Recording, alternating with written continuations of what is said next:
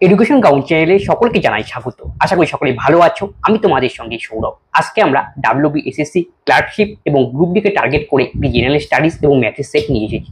এর আগে আমরা WBSSC ক্লার্কশিপ এবং গ্রুপ ডির উপর একাধিক ক্লাস দিয়েছি, যেগুলো আমাদের প্লেলিস্টে দেওয়া রয়েছে, যাদের প্রয়োজন আছে দেখতে পারো। আশা করি সেই ক্লাসগুলি তোমাদের আসন্ন পরীক্ষার জন্য হেল্পফুল হবে। তবে আজকে যে রয়েছে, প্রথমেই আমরা অঙ্ক আলোচনা করব, অঙ্কগুলো করব, তারপরে আমরা জিকে গুলো করবো। প্রথম যে অঙ্কটা রয়েছে সেখানে বলা হয়েছে এ একটি কাজের 1/2 অংশ করে 8 দিনে, তারপর বি এর সহায়তা করে তারা একসাথে 4 দিনের মধ্যে অবশিষ্ট কাজ শেষ করে। বি একা সম্পূর্ণ কাজ শেষ করতে কতদিন সময় লাগবে? তাহলে এ প্রথমে নামলো ফিল্ডে, এ 1/2 অংশ কাজ করলো 8 দিনে, তাহলে গোটা কাজ মানে এক অংশ, তাহলে এক অংশ কাজ করে সময় লাগবে নিশ্চয়ই 8 দোকানে 16 দিন, তাহলে এর লাগলো 16 দিন। তারপরে কি, তারপর তাকে বি এর সহায়তা নিল, তার মানে এ প্লাস বি আসলো, তারা একসাথে 4 দিনের মধ্যে অবশিষ্ট কাজ করলো দুজনে মিলে। তাহলে হাফ অংশ কাজ শেষ হয়েছিল, তাহলে পড়ে থাকলো আর কত? বাকি হাফ অংশই আর পড়ে থাকবে। তাই বাকি যে হাফ অংশ কাজ, সেই হাফ অংশ কাজ তারা দুজনে মিলে এ প্লাস বি মিলে 4 দিনে করবে, এ প্লাস বি। তাহলে এক অংশ কাজ করতে সময় লাগবে 4 দোকানে 8 দিন, তাহলে এ প্লাস বি লাগলো 8 দিন। এখান থেকে আমাকে বের করতে বলছে বি একা কতদিনে কাজটি করবে, এই হলো অঙ্ক। তার মানে এ প্লাস বি থেকে আমাকে এ কে বিয়োগ করতে হবে, তাহলেই বি বেরোবে। তার টোটাল ইউনিট কাজটাকে বের করে নিই। টোটাল ইউনিট কাজ হবে 16 আর এলসিএম, সেটা হবে 16।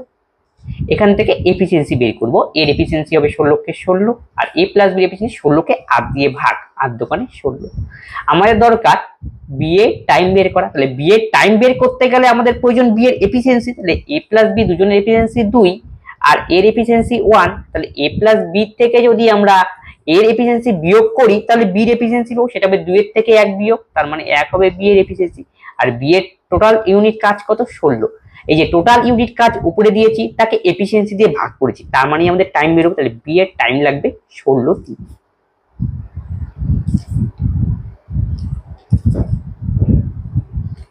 একটি আয়তক্ষেত্রের দৈর্ঘ্য তার প্রস্থের 3 গুণ, আয়তক্ষেত্রের ক্ষেত্রফল এত সেন্টিমিটার স্কয়ার, তাহলে আয়তক্ষেত্রের দৈর্ঘ্য কত? তাহলে আয়তক্ষেত্রের লেন্থ আর ব্রেথ, দৈর্ঘ্য তার প্রস্থের 3 গুণ, প্রস্থ যদি x হয় তাহলে দৈর্ঘ্য হবে 3x, এবং তার ক্ষেত্রফল দেওয়া 675, তাহলে আয়তক্ষেত্রের ক্ষেত্রফলের ফর্মুলা হলো দৈর্ঘ্য গুণন প্রস্থ, তার মানে 3x square is equal two 675। তাহলে x square is equal two 3 দোকানে 6, 3 দোকানে 6, 1 3 5 15। তাহলে x এর মান আমরা এখান থেকে বের করব, রুট ওভার করতে হবে, যার মান বাড়াবে 15। তাহলে 3x মানে দৈর্ঘ্য, তাই দৈর্ঘ্যের মান 3 15 45, আর প্রস্থের মান আমাদের হবে x মানে 15। আমাকে বের করতে বলছে আয়তক্ষেত্রের দৈর্ঘ্য কত, তার মানে 45 হবে সঠিক উত্তর। 10 জন পুরুষ দিনে 8 ঘন্টা করে কাজ করে 28 দিনে এটি কাজ শেষ করে কতদিন? 8 জন পুরুষ 5 ঘন্টার কাজ করে সেই কাজের 50% করবে। টাইম এন্ড ওয়ার্ক রিলেটেড অঙ্ক, এর জন্য আমরা এই টাইপের অঙ্ক যে টাইম এন্ড ওয়ার্ক দেওয়া থাকে, আমরা এই ফর্মুলা দিয়ে অঙ্কটা করব। m1 d1 t1 w2 is equal to m2 d2 t2 w1। m1 মানে কি, প্রথমে 10 জন পুরুষ, তাহলে m1 এর জায়গায় 10 বসবে। d1 মানে দিন, প্রথম ক্ষেত্রে d1 হলো 28, তাহলে ইনটু 28। t1 মানে প্রথম ক্ষেত্রে টাইম 8, ইকুয়াল টু m2 দ্বিতীয় ক্ষেত্রের লোকজন, এটা হলো 8 জন পুরুষ, ইনটু আমাদের বের করতে হবে d2, আর দ্বিতীয় ক্ষেত্রে t2 এর মান দেওয়া রয়েছে 5। আমাদের যেখানে 50% দেওয়া রয়েছে, এই হিসাবটা না পরে করছি। তাহলে আমাদের এইভাবে যদি কাজ করতে 8 জন লোক কাজটা করতে কত সময় লাগে সেটা আগে বের করে নিই।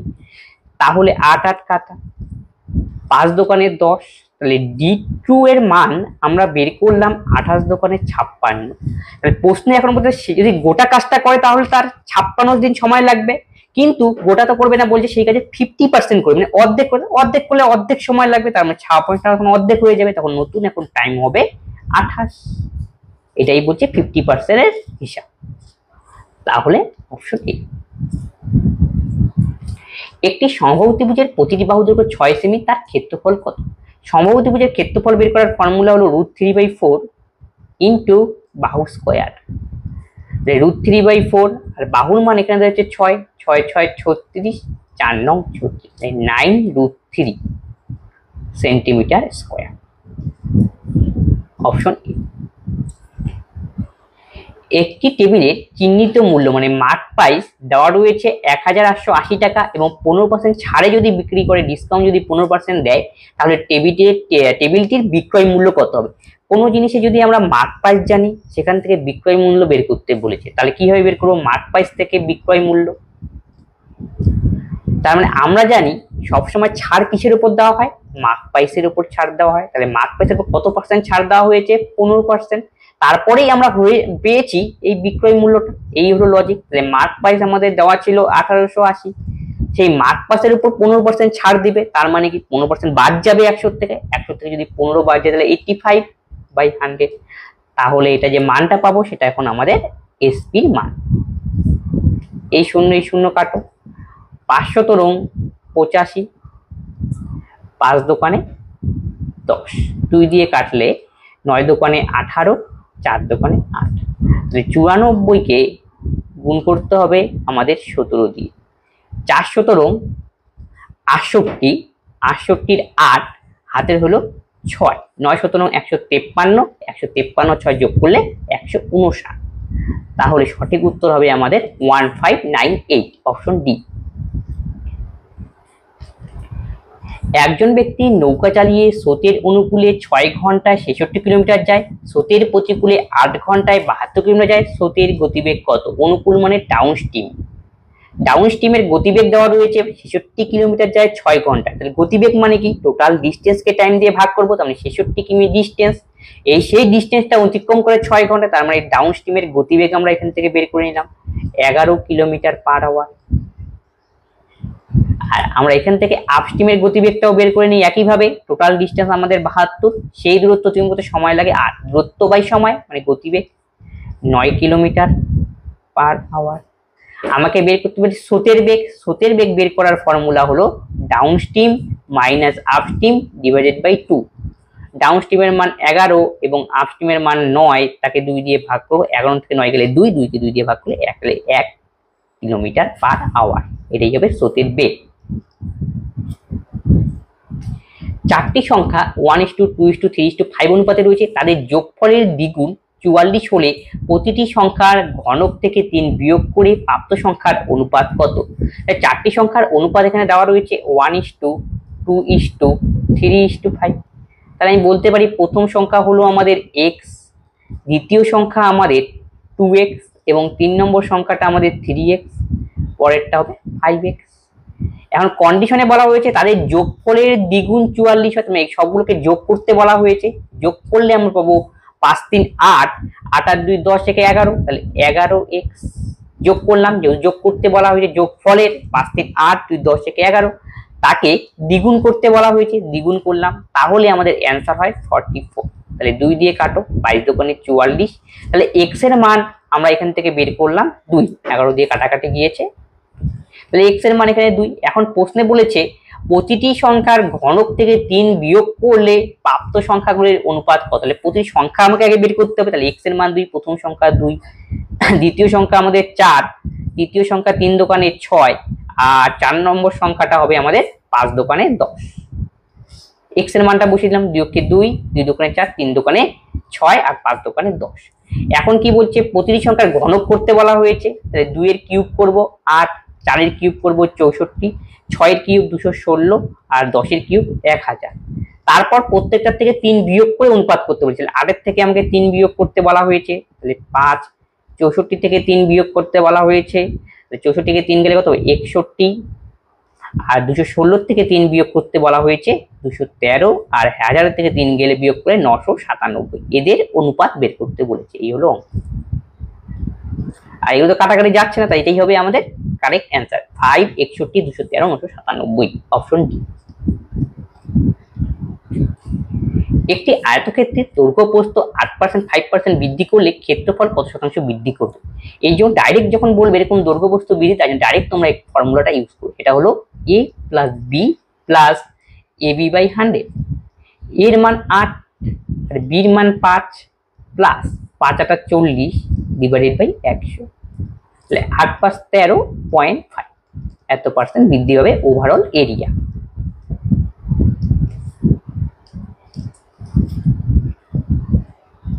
প্রতি কেজি 58 টাকা দামে চায়ের সাথে 64 কেজি দামে চায়ের সাথে কোন অনুপাতে মিশ্রিত করলে মিশ্রের দাম 60 টাকা পার কেজি হবে। এই টাইপের অঙ্ক যখন একটা অনুপাত রয়েছে, আরেকটা জিনিস দেওয়া রয়েছে কেজি বা টাকাতে, এবং ওভারঅলটা দেওয়া রয়েছে, সেই ক্ষেত্রে আমি সবসময় অনুপাত বের করতে গেলে এলিগেশন পদ্ধতি ইউজ করবো। তাহলে প্রথমটার কত 58 টাকা পার কেজি, পরেরটা 64 টাকা পার কেজি, আর শেষেরটা 60 টাকা পার কেজি।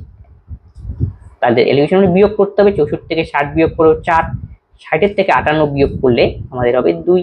এখন অনুপাত 2:1।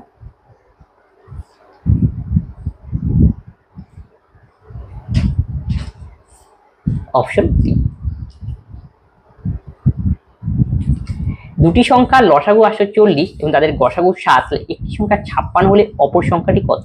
তাই দুটি সংখ্যা লসাগু দেওয়া রয়েছে এবং গসাগু একটি সংখ্যা, এর জন্য একটা ফর্মুলা, সেটা হলো কি লসাগু গুণন গসাগু ইজ ইকুয়াল টু সংখ্যা দুটির গুণফল।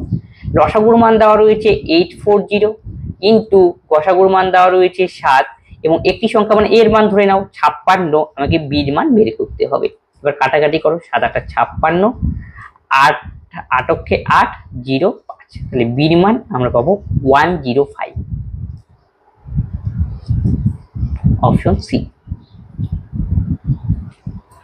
152টি বস্তুর ক্রয় মূল্য 190টি বস্তুর বিক্রয় মূল্যের সমান, তাহলে ওই বস্তুটির হবে, বস্তুটির শতাংশ পক্ষটি শত বস্তুর মানে কত শতাংশ লাভ বা লস, সেটাই আমাকে বের করতে বলেছে, লাভ বা লস। সেটা দেখে নাও, তাহলে 152টির ক্রয় মূল্য ইজ ইকুয়াল টু 190টির বিক্রয় মূল্যের সমান। তাহলে দেখো এখান থেকে কাটাকাটি করে ছোট করে নিই আমাদের ক্যালকুলেশন সুবিধার জন্য। 2 দিয়ে কাটাকাটি যাচ্ছে, 2 দিয়ে গেলে 7 দোকানে 14, 1 6 দোকানে 12, এটাকে 2 দিয়ে কাটাকাটি করি, 9 দোকানে 18, 1 5, 19 দিয়ে কাটাকাটি, 4 19 76, 5 19 95। তার মানে আমি কাটাকাটি করে পেলাম 4টার সিপি ইজ ইকুয়াল টু 5টার এসপি, মানে 4টার ক্রয় মূল্য 5টার বিক্রয় মূল্যের সমান। তাহলে এখান থেকে আমাদের কতটা লাভ কতটা ক্ষতি হলো সেটাই আমাকে বের করতে বলেছে। তাহলে সবচেয়ে সহজ টেকনিক এটা তুমি ধরে নাও, আমি ধরলাম 4টার সিপি 5টার এসপির মূল্য হলো 20 টাকা, তাহলে 4টার সিপি 20, তাহলে 1টার সিপি হবে আমাদের 4 5 20, আবার 5টার এসপি আমি ধরলাম 20 ধরেছি, তাহলে 1টার এসপি হবে 4 টাকা।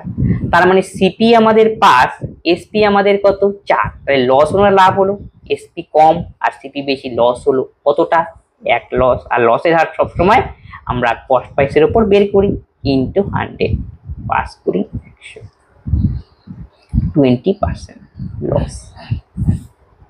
Option C.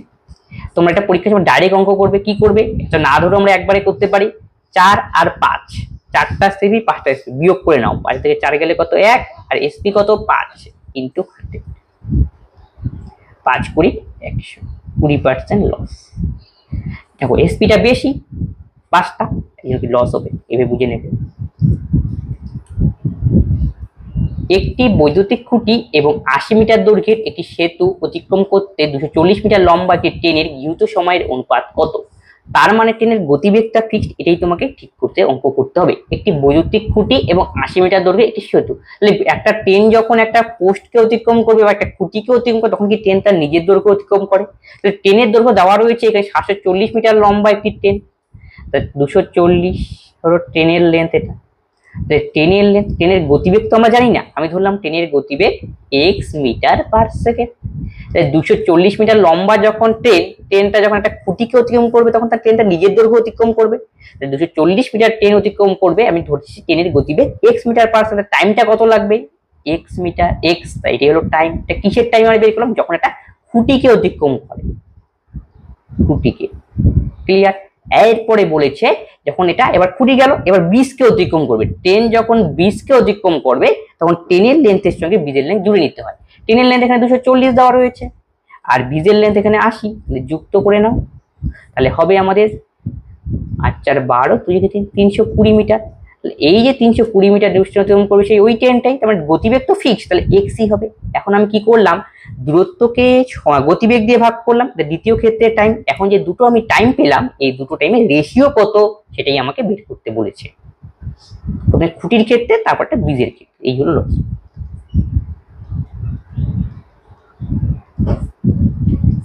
0 0 কাটলো, 3 8 24, 4 8 32, তাহলে 3:4 হবে এই অঙ্কের সঠিক উত্তর। 24 এবং 36-এর তৃতীয় সমানুপাতি কত? তৃতীয় সমানুপাতি আমি ধরলাম x। তাহলে কিভাবে লেখা যায়, এই লেখাটা তোমাকে বুঝতে হবে। 24:36 ইকুয়াল টু 36:x। এইভাবে কিন্তু যখন তৃতীয় সমানুপাতি বের করতে বলা হয়, তাহলে এটা আমাদের a b আর c নম্বর তৃতীয় সমানুপাতি তাকে লিখতে হবে কিন্তু এই ফরমেশনে। তার মানে a/b, b/c। এখানে c হলো তৃতীয় সমানুপাতি, যাকে আমরা x ধরেছি, এই ফরমেশন। 24/36 equal to 36/x। 12 দোকানে 24, 3 12 36, 2 দিয়ে কাটো 18। তাহলে x এর মান আমরা পাবো এখানে 3 18 54। Option C. একটি ব্যাগে 5 পয়সা, 10 পয়সা, 25 পয়সা কিছু মুদ্রা রয়েছে। মুদ্রার সংখ্যার অনুপাত যথাক্রমে 1:2:3 এবং মুদ্রার মোট মূল্য 30 টাকা। তাহলে 5 পয়সার মুদ্রার সংখ্যা বের করতে বলেছে, এটা কিন্তু ভাইটাল। টাকাও বের করতে বলে, তাহলে নাম্বারের অনুপাত দেওয়া রয়েছে। সেই মুদ্রাগুলি হলো আমাদের 5 পয়সা, 10 পয়সা এবং 25 পয়সা। এই 3 প্রকার মুদ্রার নাম্বারের সংখ্যার অনুপাত দেওয়া রয়েছে 1 2 3। তাহলে আমাদের মানটা দেওয়া রয়েছে কি সেটা লক্ষ্য করতে। মানটা দেওয়া হচ্ছে মুদ্রার মোট মূল্য, মানে টাকাতে দেওয়া রয়েছে, ভ্যালুতে দেওয়া রয়েছে। তাহলে আমাদের নাম্বারের অনুপাত, তাই নাম্বারটাকে আমাকে টাকায় নিয়ে এসে তারপরে কি সমান করে অঙ্ক করতে হবে, দুটোকে সেম আনতে হবে। অথবা তুমি করতে পারো এই মূল্যটাকে টাকার সংখ্যায় নিয়ে আসো, সবচেয়ে সহজ হয় এই সংখ্যাকে টাকায় নিয়ে আসা। তাহলে আমি প্রাইসে কনভার্ট করব সংখ্যাকে। তাহলে ভাবো তোমার কাছে 5 পয়সার কয়েন রয়েছে, যদি 1 টাকাতে কত হবে 5 পয়সা, 5 গুণন 1, প্লাস 10 পয়সার কয়েন রয়েছে 2টো, তাহলে পয়সাতে 10 দোকানে 20 পয়সা। 25 পয়সার কয়েন রয়েছে 3টা, তাহলে 3 × 75 পয়সা। এই টোটাল আমাদের পয়সা হলো এত, সব পয়সাতে হিসাব করছি। তাহলে 20 আর 5 কত 25 প্লাস 75, তাহলে 100 পয়সা। তাহলে আমাদের এই কয়েনগুলোকে পয়সায় কনভার্ট করে সেই টোটাল পয়সা আমাদের দাঁড়ালো 100 পয়সা। সেই পয়সার ভ্যালু অনুপাত হিসাবে 100 পয়সা, কিন্তু সেটা আমাদের অরিজিনালে দেওয়া রয়েছে 30 টাকা। তার মানে আমি বলতে পারি 100 পয়সা ইজ ইকুয়াল টু 30 টাকা। যেহেতু আমি এখানে পয়সা দিয়ে কাজ করি, 30 টাকাকে পয়সায় কনভার্ট করে নিতে পারি, দুটো শূন্য দিয়ে গুণ। তাহলে 1 পয়সার মানে কত সেটাকে বের করে নিই। তার মানে 1 এর ভ্যালু আমরা বের করলাম 30, এটাই আমাদের দরকার, 1 এর ভ্যালু বের করা। এখান থেকে আমাকে বের করতে বলছে 5 পয়সার মুদ্রার সংখ্যা কতগুলো। 5 মানে কি একই তো ছিল, এই যে আমি একই ভ্যালু তো বের করছি, তার মানে এটাই আমাদের 5 পয়সার মুদ্রার সংখ্যা নাম্বার। Option B. যদি বলতো তোমাকে 10 পয়সার মুদ্রার সংখ্যা কত, তার মানে 1 এর ভ্যালু কত 30, 30 দোকানে 60 হতো 10 পয়সার মুদ্রা 60টি। 25 পয়সার মুদ্রা কত 3 × 30 = 90টি হতো 25 পয়সার মুদ্রা। এবং বিভিন্ন ভাবে জিজ্ঞেস করতে পারে।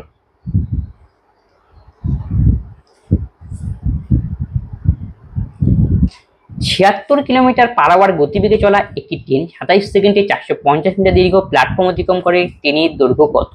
তাহলে ট্রেনের গতিবেগ দেওয়া রয়েছে 76 কিলোমিটার পার আওয়ার, কিন্তু সবগুলো ডাটাতে দেখো মিটার সেকেন্ড, অ্যান্সার গুলো মিটার সেকেন্ডে রয়েছে, মিটারে রয়েছে। তার মানে আমি কিলোমিটার পার আওয়ারটাকে মিটার পার সেকেন্ডে কনভার্ট করে নিই।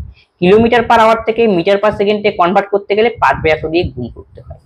আর একটা ট্রেন যখন একটা প্ল্যাটফর্মকে অতিক্রম করে, ট্রেন তার নিজের দৈর্ঘ্য প্লাস প্ল্যাটফর্মের দৈর্ঘ্য অতিক্রম করবে, তাহলে 450 প্ল্যাটফর্মের দৈর্ঘ্য, ট্রেনের দৈর্ঘ্য তো দেওয়াই নেই, আমি x ধরে নিলাম। সেটা সময় লাগবে 27 সেকেন্ড। তার মানে এই পাশে ট্রেনের স্পিড, এই পাশে ট্রেনের স্পিড, ট্রেনের স্পিড তো ফিক্সড, এটাই আমি সমান করলাম। 9 দোকানে 18, 3 9 27 গেল। তাই 2 দিয়ে এটা কাটাকাটি করে 9 দোকানে 3 9 27, 2 দিয়ে কাটাকাটি করলে 38। এবার 3 8 24 4, 3 3 9 আর 2 11 into 5 equal to 450 plus x.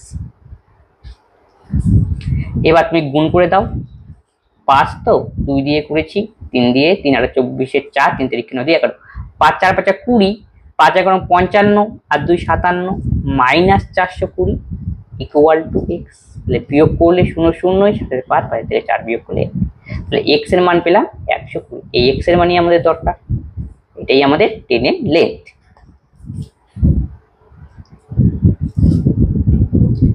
পরে এখন জিকের কোশ্চেনগুলি এখন আলোচনা করবো। চুনাপাথর কোন প্রকার পাথরের উদাহরণ? চুনাপাথর একটি পাললিক শিলার উদাহরণ।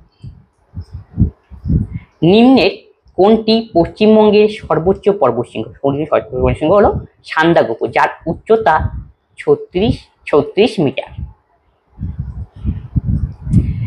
সারামতি, এটা হলো নাগাল্যান্ডের সর্বোচ্চ পর্বত। নাগাল্যান্ডের সর্বোচ্চ পর্বত, সর্বোচ্চ শৃঙ্গ। আর দোদাবেতা হলো নীলগিরির সর্বোচ্চ শৃঙ্গ।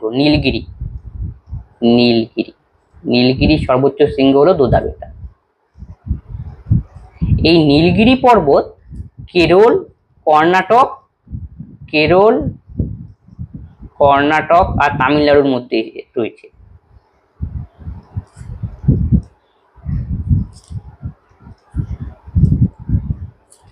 পশ্চিমবঙ্গের কোন উদ্যানটি উদ্যোগটি স্কুল ছাত্রদের মধ্যে অপুষ্টির বিরুদ্ধে লড়াই করার জন্য মধ্যাহ্নভোজন ভাত সরবরাহ করে? এর সঠিক উত্তর হবে, যেটা আমরা মিড ডে মিল যোজনা বলি, মধ্যাহ্নভোজন যোজনা। অপশন এ হবে সঠিক উত্তর, যা চালু করা হয়েছে ভারত সরকারের প্রথমে 1995 সনে।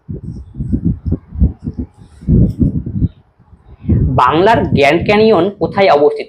মেদিনীপুর জেলায় অবস্থিত। সবামতি যে শিলাবতী যে নদী রয়েছে এখানে, সেই শিলাবতী নদীর ভূমির ক্ষয়ের ফলে এটা তৈরি হয়েছে। এখানে ভূমির বিভিন্ন জায়গায় ক্ষয় করে একটা বিভিন্ন ক্যানিয়নের মতো সৃষ্টি করেছে। এটাই বাংলার গ্র্যান্ড ক্যানিয়ন নামে পরিচিত। এটা বিভিন্ন টুরিস্ট স্পট হিসাবে বিখ্যাত। পশ্চিমবঙ্গের উপকূলীয় এলাকায় লবণাক্ত মাটির কারণ কি? কারণ এখানে সমুদ্রের জোয়ারের ফলে যে লবণাক্ত জল সেটা সেখানে প্রবেশ করে। সেই সমস্ত এলাকায় সাধারণত সুন্দরী, গোরান, গেরুয়া, ম্যানগ্রোভ জাতীয় উদ্ভিদ পরিলক্ষিত হয়।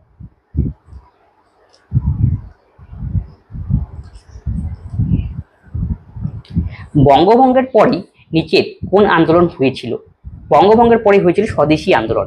1905-এ প্রথম বঙ্গভঙ্গ হয়। সেই সময় ছিলেন লর্ড কার্জন।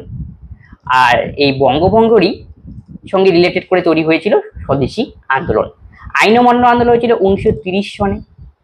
অসহযোগ আন্দোলন হয়েছিল 1920 সনে। Non cooperation movement.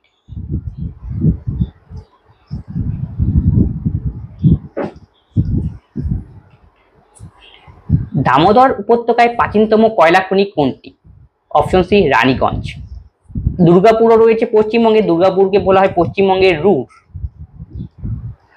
এখানে লৌহ ইস্পাত শিল্পের জন্য বিখ্যাত, স্টিল।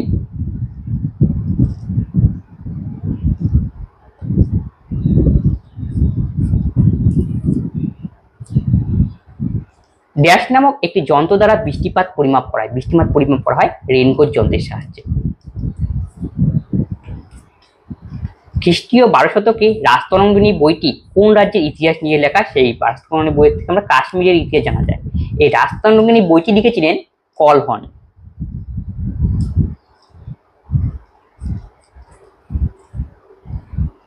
স্বরাজ আমার জন্মগত অধিকার, আমি তা অর্জন করবই, এরকম ছিল ডায়লগ। এই উক্তিটি কার? এটি দিয়েছিলেন বাল গঙ্গাধর তিলক। অপশন সি হবে সঠিক উত্তর। বাল গঙ্গাধর তিলককে বলা হয় অস্থিরতার জনক।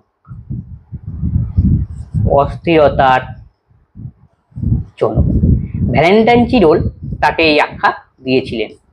ইংরেজিতে বলা একে ফাদার অফ আনরেস্ট। এবং তিনি গণপতি উৎসব এবং শিবাজী উৎসব চালু করেন। গণপতি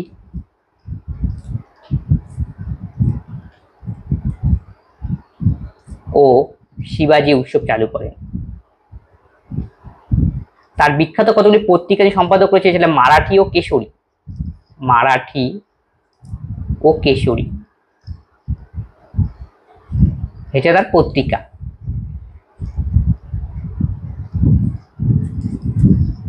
তার বিখ্যাত বই গীতা রহস্য। তিনি লোকমান্য নামেও পরিচিত।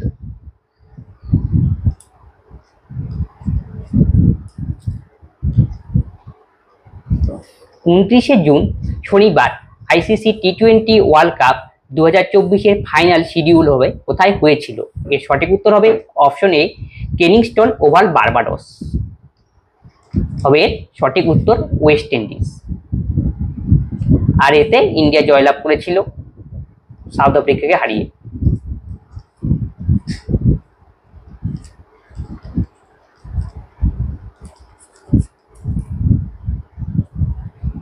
নিচের কোনটি উড স্পিড বলা হয়? উড স্পিড বলা হয় মিথানলকে। মিথানলের সংকেত হলো CH3OH, আর ইথানলের সংকেত হলো CH3CH2OH, R phenol C6H5OH।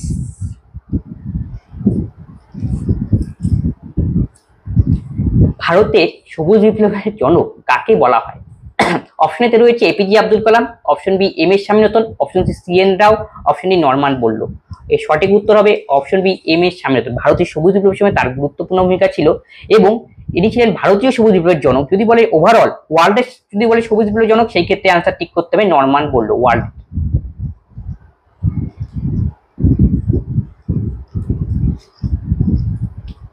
Poverty and unbritish of in India এর লেখককে? এ লিখেছিলেন দাদাভাই নৌরোজি।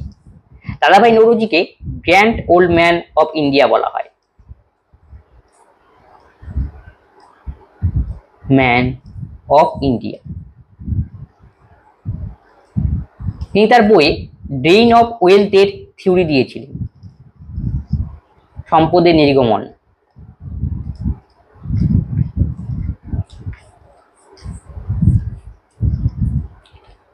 নিচের কোন শহর চালুক্যের রাজধানী ছিল? চালুক্যের রাজধানী ছিল বাদামি। অপশন বি হবে এর সঠিক উত্তর। নিচের কোনটি মার্শাল আর্ট নৃত্য? মার্শাল আর্ট নৃত্য দেখা যায় ময়ূরভঞ্জের ছৌ নৃত্য, যে ময়ূরভঞ্জ রয়েছে উড়িষ্যায়। আর কথাকলি হলো কেরল।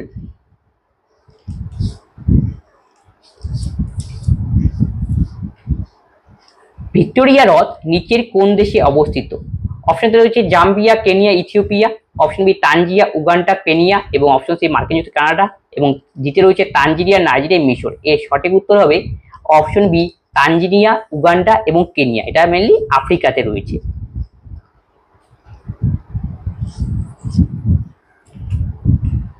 স্বাধীনতা, সাম্য ও ভ্রাতৃত্ব এর আদর্শ কোন বিপ্লবের মূল মন্ত্র হিসেবে উদ্বুদ্ধ হয়? এটি ফ্রান্স বিপ্লব, এগুলো ফরাসি বিপ্লব 1789। কে কলকাতা হাইকোর্টের ভবনটি স্থাপিত করেন? এর সঠিক উত্তর option A Walter Granville. Kolkata high court স্থাপিত হয়েছিল 1862 সনে। এই সময় কলকাতা, বোম্বে, মাদ্রাস এই তিনটি হাইকোর্ট স্থাপিত হয়েছিল।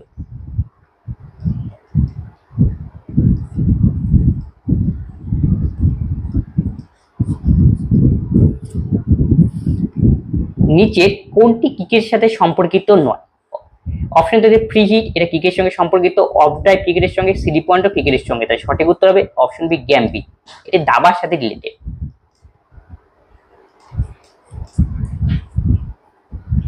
তাহলে আজকের ক্লাসে এই 35খানা কোশ্চেন ছিল জিকে এবং কি অঙ্ক মিলিয়ে। সেই আমরা অঙ্কগুলো সলভ করে দিলাম, জিকে গুলো আলোচনা করলাম। যদি কোনো কোশ্চেনে তোমাদের ডাউট হয় অবশ্যই তোমরা কমেন্ট বক্সে কমেন্ট করবে এবং বন্ধুদের সঙ্গে এই ক্লাসগুলি শেয়ার করে দাও, যাতে সকলেই এই ক্লাস থেকে উপকৃত হয়। তবে আজকের ক্লাস আমরা এখানেই শেষ করছি। পরবর্তী ভিডিওতে আবার দেখা হচ্ছে। ধন্যবাদ।